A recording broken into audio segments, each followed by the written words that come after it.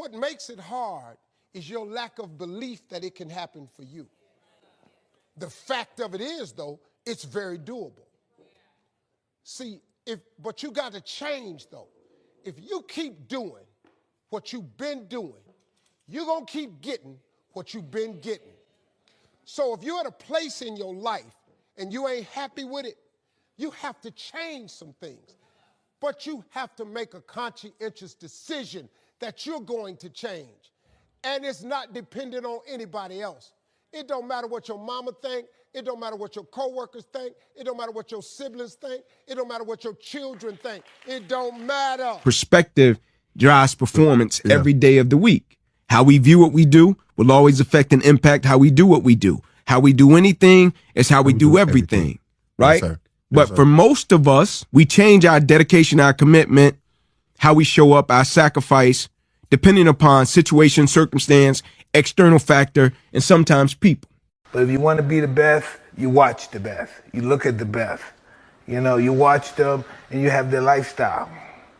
Don't be like this, have their lifestyle. And that's what it's all about. Have the lifestyle of the greatest. Yeah. And it'll take you anywhere you want to go. I'm no longer embarrassed. I'm no longer ashamed. Being ashamed is one of the biggest things that kill people nowadays. In their minds, kill them from moving forward. I'm ashamed of myself. Don't ever be ashamed of anything you've done in your life. Face it, fix it, make it better. We are humans. But then again, if you always think that we're humans, you will always just be a human and always make the same fucking mistakes. Your life is a book. You got a bunch of chapters in your book, but when they close that book, how good was the book? What was the ending to your book? If the ending to my book can be so amazing because of all that was done, not the money, all that was accomplished, the first to do, the man that did this, he caused the merger between this. Because of his commitment and growth to this, the communities were then given this, made education this, changed the way the schooling was blah, blah, blah, gave books, gave computers, gave all of the things that can be associated with you and your existence become a part of the chapters in your book. Let's say you have no classes, no nothing. There's no purpose in your life. You know, people need to have purpose to get up. They need purpose to perform. You need to get to a point in your life where there's nothing on the docket. There's no 5K. There's no, I'm going to get into school to be this or that and still perform to the highest level. Because what people don't get is one day that thing's going to come up. And if you're not constantly performing without purpose, you're not going to be ready when the time comes. You can decide to be rich, but you first have to think it. The difference between successful people and non-successful people is here. I'm no better than none of y'all. If you want to be successful, you have to change this. I just don't need a mansion to be happy. I don't need a supercar to be happy. I don't really need anything outside of this. You know, as long as I have a bed and a bathroom, I'm fine. So because of that, I don't have any liabilities outside of the company, so I can just reinvest it all. Because like, I don't have to have the fear of, well, if things don't work out, I can't maintain my crazy lifestyle or my down payment each month's like 50 grand on my 5 supercars and $100,000 on this giant mansion and insurance and all this other stuff. And to me, money is just fuel to grow the business and help people. But while you're fighting for a seat at the table, I'll be down in Atlanta building my own, because rather than being an icon, I want to be an inspiration. Every dreamer in this room, there are people whose lives are tied into your dream. Own your stuff, own your business, own your way. For sure, one way to restore levels of motivation, drive, enthusiasm, and to some degree, confidence that things could be different is through deep rest. Things like sleep, right? When things are really, really hard, when kids are just like, they're like falling apart, you know, it's like you put them to sleep, they wake up and they're like delightful. They're like running around in their pajamas when they're little. And a teenager wakes up after a good night's sleep, they might be a little like surly, but we're back. Adults are like this. The world is falling apart. You go to sleep, wake up, okay, I might be able to manage this. What still surprises you the most about people? I don't know if it's a surprise. Maybe it just gives me great comfort and I like it. It makes me feel good. Is probably in our world today, there's such a magnification of negativity and pessimism, and it's always out there and it's around. But people are good. The majority of people, I feel, are good. In their heart, they're good. I believe that. And so you've got to put in the effort to know more about your industry than anybody else. And that's the brains part, and that's the effort part as well.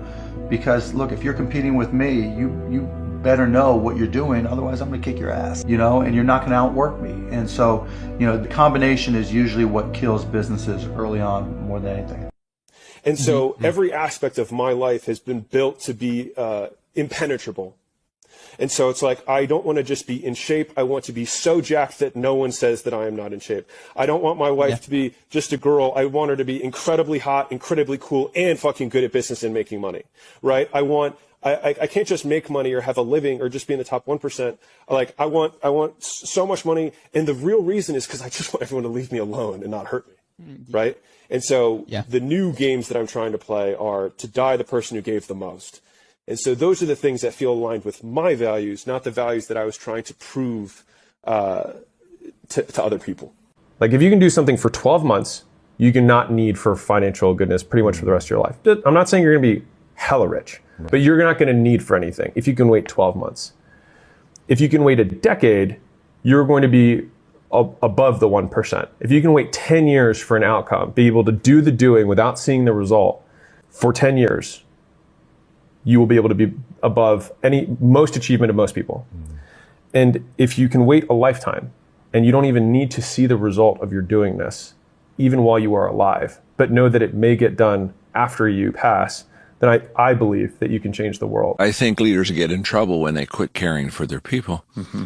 There's a very fine line, as you know, between manipulating people and motivating people. Crossing that line, which we all have crossed that line. I've crossed that line before, where all of a sudden I thought, now wait a minute, I just led that meeting and I came out as the winner. I'm not sure they did, but I did. And you know, when I say that leaders see more than others see and leaders see before others see, I can tell you, once you know that to be true, that puts a great responsibility on me as a leader to make sure that I never use that more and before for my advantage to the people's disadvantage. Find something.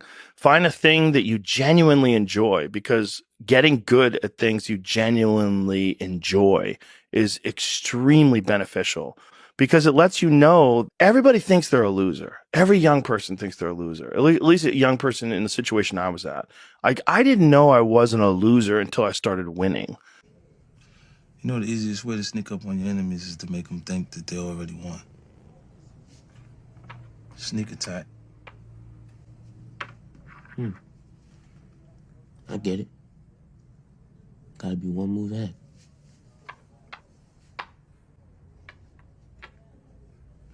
Nah, son, you gotta be 3 moves ahead. Checkmate.